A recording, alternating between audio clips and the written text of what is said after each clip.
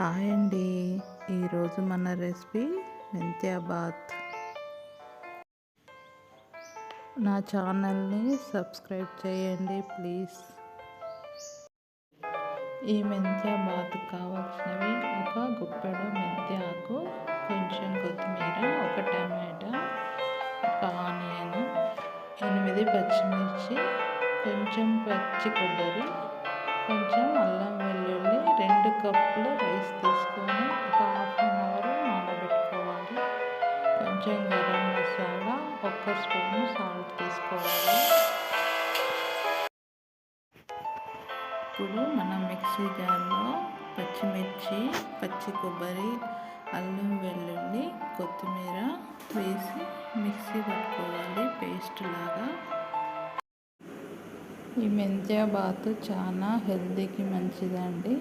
పిల్లల లంచ్ బాక్స్లో కూడా పెట్టవచ్చు దీన్ని. ఈ బాత్ని మనము కుక్కర్లోనే చేసుకుందాం. 1 స్పూన్ నెయ్యి, 2 స్పూన్ల ఆయిల్ వేసుకోవాలి.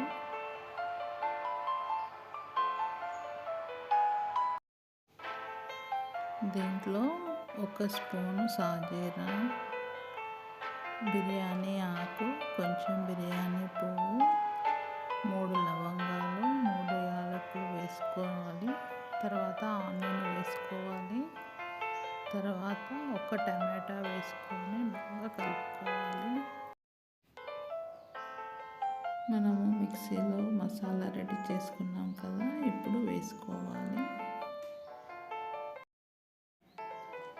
తర్వాత సాల్ట్ వేసుకోవాలి. ఈ విధంగా ఒక్కసారి కలుపుకోవాలి. మసాలా నూనెలో ఫ్రై అయ్యాక మెంతికూర వేసుకోవాలి.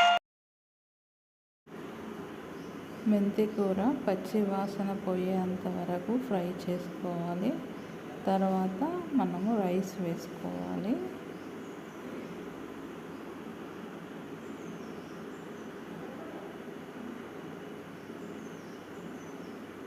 ఈ రైస్ని కూడా కొంచెం ఫ్రై చేసుకోవాలి. ఈ కప్పుతో 2 రైస్ తీసుకున్నాను. నేను ఇప్పుడు 4 కప్స్ వాటర్ పోస్తున్నాను.